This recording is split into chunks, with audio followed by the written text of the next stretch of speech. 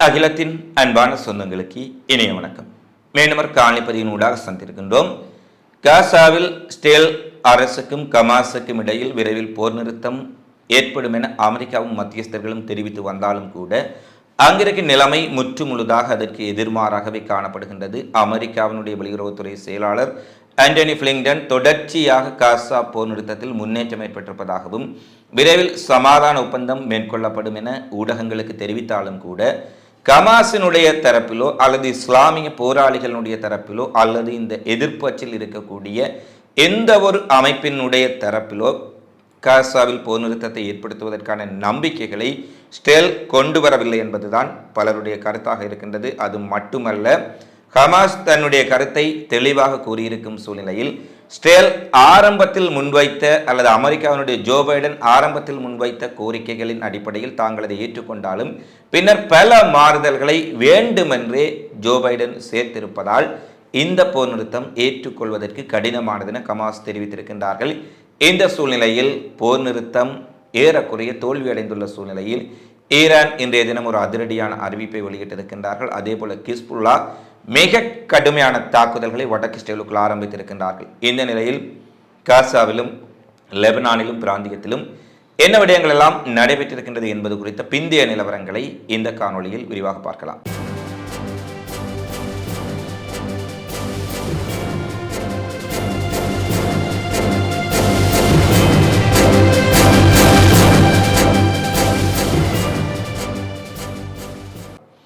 காசாவில் இன்றைய நாளில் கான் யூனிஸ் பகுதி, தெற்கு காசா பல்வேறுபட்ட பகுதிகளில் இஸ்லாமிய ஜிகாத்தினுடைய அல்குட்ஸ் படைப்பிரிவினரும் ஹமாஸினுடைய அல்கசாம் படைப்பிரிவினரும் இணைந்து மிகப்பெரிய அளவில் இஸ்ரேலிய இராணுவத்தினர் மீது தாக்குதலை மேற்கொண்டிருக்கின்றார்கள். குறிப்பாக இஸ்ரேலிய இராணுவத்தினர் பதுங்கியிருந்து ஹமாஸ் மற்றும் இஸ்லாமிய போராளிகளை வேட்டையாடுவதற்கு பதுங்கியிருந்த கட்டடத்தை குறிவைத்து ஸ்னைப்பர் துப்பாக்கிகள் மற்றும் அல்ஜாஸின் 105 ஏவுகணைகள் கொண்டு மிக கடுமையான தாக்குதலை அவர்கள் மேற்கொண்டிருக்கின்றார்கள்.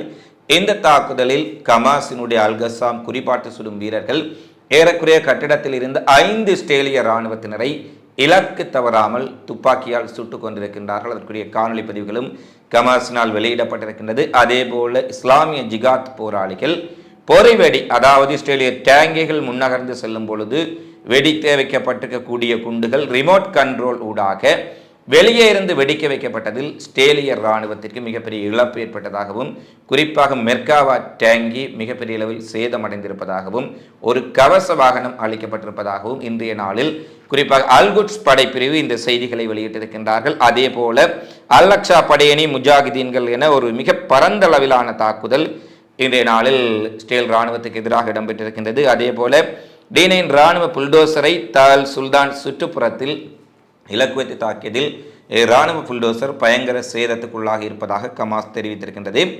அடுத்து ஹிஸ்புல்லா நேற்றைய தினம் மிகப்பெரிய அளவிலான தாக்குதலை மேற்கொண்ட சூழ்நிலையில் இன்றும் மிக கடுமையான தாக்குதல் இஸ்ரேலுக்குள் மேற்கொள்ளப்பட்டிருக்கின்றது என்ற செய்திகள் வெளியாக இருக்கின்றன. குறிப்பாக கிரியாத் சோம்னா நகரம் முதல் இராணுவ தளங்கள் வரை 100க்கும் மேற்பட்ட ராக்கெட்டுகள் ஏவுகணைகளை கொண்டு ஹிஸ்புல்லா மிக கடுமையான தாக்குதலை மேற்கொண்டிருக்கின்றார்கள்.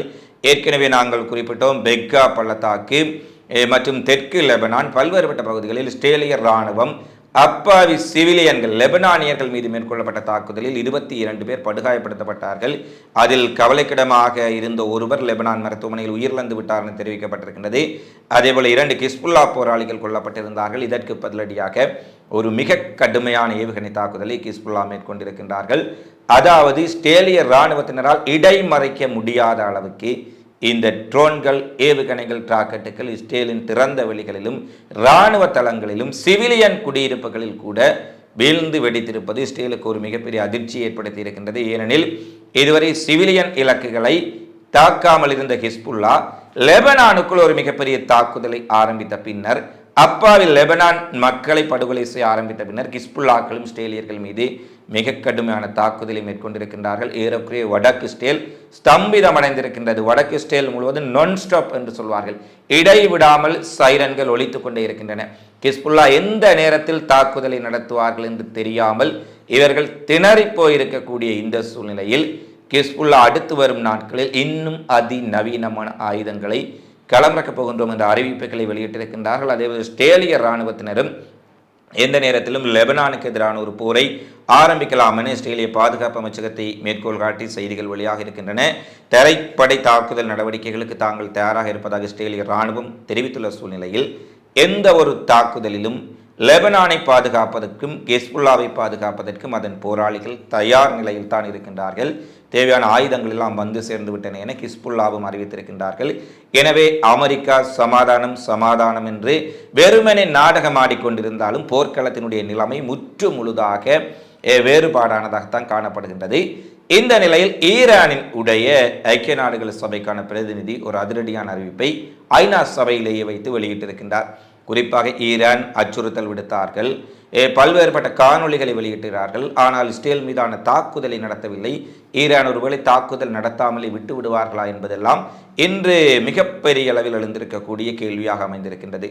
குறிப்பாக ஈரான் பல்வேறுபட்ட இராணுவ ஒத்திகைகள், பல ஆயுதங்களினுடைய கண்காட்சிகள், பல்வேறுபட்ட ஆயுதங்களை பரிசோதனைகள் செய்து வரக்கூடிய சூழ்நிலையில் ஈரான் தாக்குதலை கைவிட்டு வெறுமனே இவ்வாறு ட்ரெய்லர்களை விட்டு கொண்டிருக்கின்றார்கள் என்ற கேள்விகள் சந்தேகங்கள் எழுந்திருக்கும் சூழ்நிலையில் ஈரானின் உடைய ஐநாவுக்கான தூதுவர் இன்று ஒரு அறிவிப்பை விடுக்கின்றார்.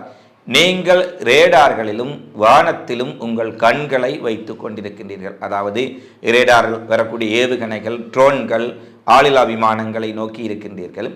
வானத்தையும் ரேடார்களையும் பார்த்து கொண்டிருக்க தரை வழியாகவும் வேறு மார்க்கங்களிலும் நீங்கள் குறிவைக்கப்பட்டு மிகப்பெரிய அதிர்ச்சியை அடைவீர்கள் என்றொரு செய்தி வெளியிடப்பட்டிருக்கின்றது.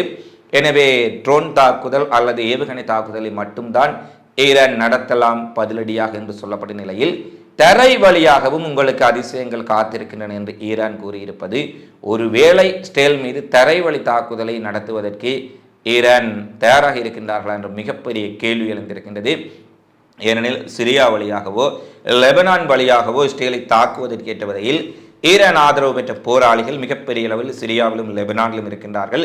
அதிலும் குறிப்பாக லெபனானில் ஹிஸ்புல்லாக்கள் நன்கு தயார் நிலையில் பயிற்றப்பட்ட போராளிகள் அதிநவீன ஆயுதங்களுடன் காத்திருக்கின்றார்கள். எனவே சிரியா வழியாகவோ அல்லது லெபனான் வழியாகவோ ஈரான் ஒரு தரை தாக்குதலை மேற்கொள்வதற்குரிய வாய்ப்புகள் இருக்கின்றதா என்பதும் மிகப்பெரிய கேள்வியாக இருக்கின்றது. ஏனெனில் ஈரானினுடைய தயார்படுத்தல்கள் சாதாரணமாக ஒரு நாளில் ஏவுகணைகளையும் ட்ரோன்களையும் சில மணித்தியாலங்கள் ஏவிவிட்டு செல்வது போல இம்முறை இல்லை என்பது மட்டும் தெளிவாக தெரிகின்றது. ஏனெனில் கடந்த முறை சிரியாவில் இருக்கக்கூடிய ஈரானிய தூதரகம் டமாஸ்கஸில் தாக்கப்பட்ட போது ஈரான் அவ்வாறான ஒரு தாக்குதலை மேற்கொண்டார்கள். அவ்வாறான ஒரு தாக்குதலைத்தான் ஈரான் இம்முறையும் மேற்கொள்ளலாம் என எதிர்பார்த்து அதற்கேற்ற முறையில் தயார்படுத்தல்களை இஸ்ரேலினுடைய கூட்டாளி அமெரிக்காவும் செய்திருக்கும் சூழ்நிலையில் இவர்கள் எதிர்பாராத விதத்தில் ஒரு தரைவழி தாக்குதலை ஈரான் செய்யுமா அல்லது ஈரான் ஆதரவாளர்களை வைத்து லெபனானில் இருக்கக்கூடிய ஹிஸ்புல்லாக்களை வைத்து அல்லது சிரியாவில் இருக்கக்கூடிய போராளிகளை வைத்து இஸ்ரேல் எல்லைகளை கடந்து ஒரு தாக்குதலை மேற்கொள்வார்களா என்பது இன்றைய நாளில் ஒரு மிகப்பெரிய கேள்வியாக இருக்கின்றது. அதேபோல் ஈரானினுடைய இன்று புரட்சிகர இராணுவ படையினுடைய முக்கியமான ஒரு தளபதி குறிப்பிடுகின்றார், ஈரான் தாக்குதலை கைவிட்டு விட்டார்களா என்று எழுப்பப்பட்ட கேள்விக்கு எங்களுடைய உச்ச தலைவர் அயதுல்லா அல் கமேனியின் உத்தரவுக்கமைய நிச்சயமாக இஸ்ரேலின் உடைய இலக்குகள் மீதான தாக்குதல்கள் ஒருபோதும் கைவிடப்படாது. இதுவரை பார்த்திராத ஒரு தாக்குதலை சியோனிஸ்டுகள் சந்திக்க போகின்றார்கள் என்பதை அவர் தெரிவித்திருக்கின்றார். ஏற்கனவே இந்த ஹமாஸ் இஸ்ரேல் இடையிலான பேச்சுவார்த்தையில் முன்னேற்றம் ஏற்பட்டால் இஸ்ரேல் மீதான தாக்குதலை ஈரான் நிறுத்தலாம் என்பதுதான் பலருடைய எதிர்பார்ப்பாக இருந்தது.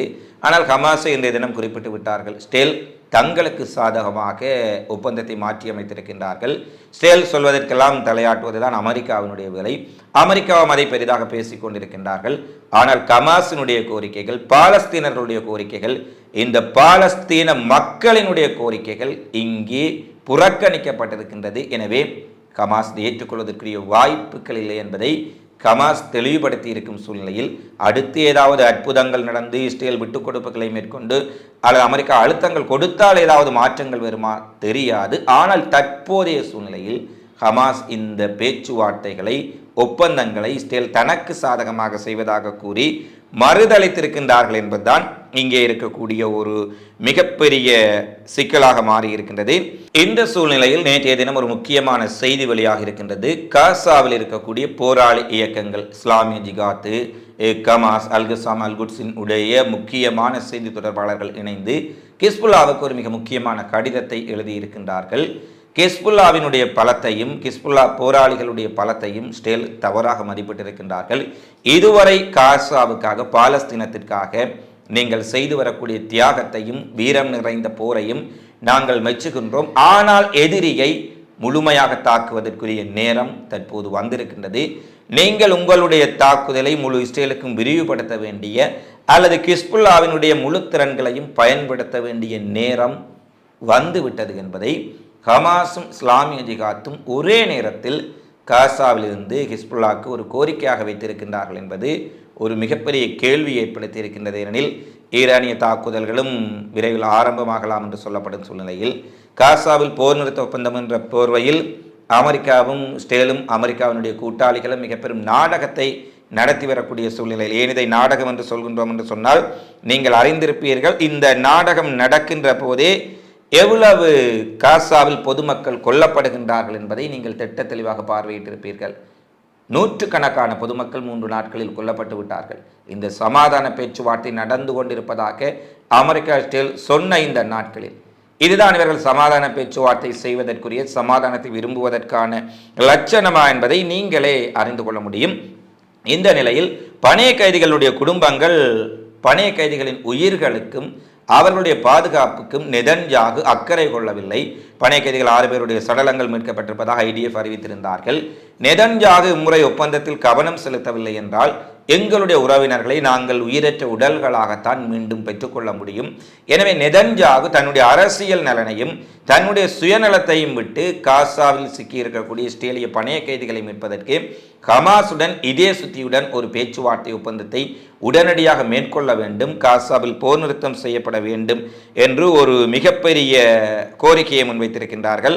ஆனால் தன்னுடைய பதவியை காப்பாற்றிக் கொள்வதற்காக இந்த போரை நடத்தக்கூடிய நெதன்யாகு இந்த கோரிக்கைகளை ஏற்றுக்கொள்வாரா என்பது தெரியாத சூழ்நிலையில் அவர்களும் நாளாந்தம் மிகப்பெரிய போராட்டத்தை டெல் அவிவ், ஜெருசலேம் போன்ற பல இடங்களில் நடத்தி கொண்டுதான் இருக்கின்றார்கள். ஆனால் எந்த மாற்றங்களும் ஏற்படுகின்றதா என்பது தெரியவில்லை. இருந்த போதிலும் மிகப்பெரிய அளவிலான கோரிக்கைகள் அங்கு முன்வைக்கப்பட்டிருக்கின்றன. அடுத்து ஹமாஸ் என்று ஒரு மிகப்பெரிய அறிவிப்பை விடுத்திருக்கின்றார்கள்.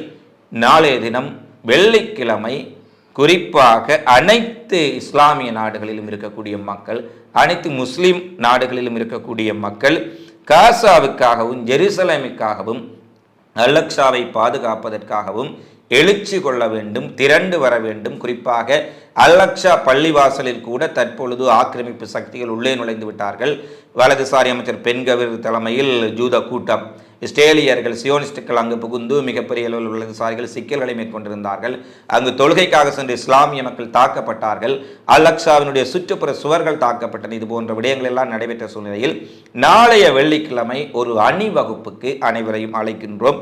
காசா மக்களுக்காக, ஜெருசலேமுக்காக, அல்-அக்ஸாவுக்காக நீங்கள் திரண்டு வர வேண்டும். உலகெங்கும் இருக்கக்கூடிய இஸ்லாமிய மக்கள் இந்த காசா மக்களின் துன்பத்தை கருத்தில் கொண்டு சிறப்பு தொழுகைகளை நடத்த வேண்டும். காசாவுக்கு ஆதரவாக பேரணிகளை, ஆர்ப்பாட்டங்களை நடத்த வேண்டும். இந்த போர் ஒரு மிக முக்கியமான கட்டத்திற்கு தற்பொழுது வந்திருக்கின்றது என்ற ஒரு கோரிக்கை முக்கியமாக ஹமாஸ் தரப்பினரால் தற்போது வெளியிடப்பட்டிருக்கின்றது என்ற செய்தியும் தற்போது வந்திருக்கின்றது. அடுத்து அமெரிக்காவின் சிகாகோ நகரில் இஸ்ரேலிய தூதரகத்துக்கு எதிரே பாலஸ்தீனத்துக்கு ஆதரவு தெரிவித்து ஒரு மிகப்பெரிய போராட்டம் நடைபெற்றிருக்கின்றது. ஒரு கட்டத்தில் பொறுமை இழந்த போராட்டக்காரர்கள் இஸ்ரேலிய தூதரகத்துக்குள் நுழைய முற்பட்ட போது அங்கு பாதுகாப்புக்கு நின்ற போலீசாருக்கும் போராட்டக்காரர்களுக்கும் இடையில் ஒரு மிகப்பெரிய மோதல் வெடித்திருக்கின்றது. இந்த மோதலில் போலீசார் பாலஸ்தீன ஆதரவாளர்களை, போராட்டத்தில் ஈடுபட்டவர்களை மிக கொடூரமான முறையில் தாக்கி இருக்கின்றார்கள் என்ற செய்திகளும் அங்கு வெளியாக இருக்கின்றது. பலரை மிலேச்சத்தனமாக தாக்கி கைது செய்து இழுத்துச் சென்றிருக்கின்றார்கள் என்ற கண்டனங்களும் எழுந்திருக்கின்றன. குறிப்பாக 78 பேர் கைது செய்யப்பட்டிருக்கின்றார்கள். பலர் காவல்துறையினரால் தாக்கப்பட்டிருக்கின்றார்கள். மிருகத்தனமாக பாலஸ்தீனத்தினுடைய போராட்டக்காரர்களை தாக்குதல் நடத்துவதை அமெரிக்க போலீசார் நிறுத்திக் கொள்ள வேண்டும் என பல மனித உரிமை அமைப்புகளும் கோரிக்கை விடுத்திருக்கின்றார்கள். இருந்த போதிலும் சிகாகோவில் ஒரு மிகப்பெரிய போராட்டம் இஸ்ரேல் தூதரகத்தை முற்றுகையிட்டு நடைபெற்றிருக்கின்றது என்ற செய்தி வெளியாக இருக்கின்றது. அடுத்து அயர்லாந்தினுடைய பிரதமர் சைமன் காரிஸ் அவர்கள் ஒரு மிக முக்கியமான கருத்தை சொல்லியிருக்கின்றார்கள். காசாவில் நடைபெறுவது ஹமாஸ் இயக்கத்துக்கு எதிரான போர் அல்ல, இது குழந்தைகளுக்கு எதிரான போர். தினமும் அங்கு குழந்தைகள் கொத்து கொத்தாக கொல்லப்படுகின்றார்கள். இரத்த வெள்ளத்தில் அவர்களுடைய உடலங்களை பார்க்கும் பொழுது உண்மையில் மனசாட்சியுள்ள ஒவ்வொரு மனிதனுடைய உள்ளமும் பதைத்து போய்விடுகின்றது. இந்த உலகம் நெதன்யாகுவின் படுகொலைகளையும் ஸ்டேலினுடைய படுகொலைகளையும் வேடிக்கை பார்த்து கொண்டிருப்பது எனக்கு வியப்பை அளித்திருக்கின்றது.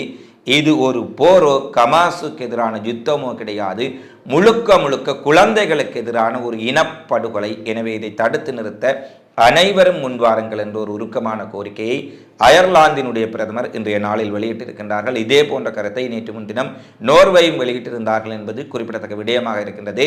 எனவே மேற்கத்திய நாடுகள், நேட்டோவில் இருக்கக்கூடிய நாடுகள் கூட பாலஸ்தீன மக்களுக்காக தங்களுடைய குரல்களை உயர்த்தியிருக்கும் சூழ்நிலையில் பாலஸ்தீனத்தை சுற்றி இருக்கக்கூடிய அரபுலக நாடுகளும் ஆட்சியாளர்களும் அதன் தலைவர்களும் எவ்வாறான நடவடிக்கைகளை இந்த தீர்க்கமான கட்டத்தில் எடுக்கப் போகின்றார்கள், எவ்வாறான முடிவுகளை இஸ்ரேலுக்கு எதிராக பாலஸ்தீனத்துக்கு ஆதரவாக, பாலஸ்தீன விடுதலைக்கு ஆதரவாக, காசா மக்களின் துயரை துடைப்பதற்காக செய்ய போகின்றார்கள் என்பதெல்லாம் மிகப்பெரிய கேள்வியாக இருக்கின்றது. இந்த கேள்விகளுக்கான பதிலை தொடர்ச்சியாக தேடுவோம்.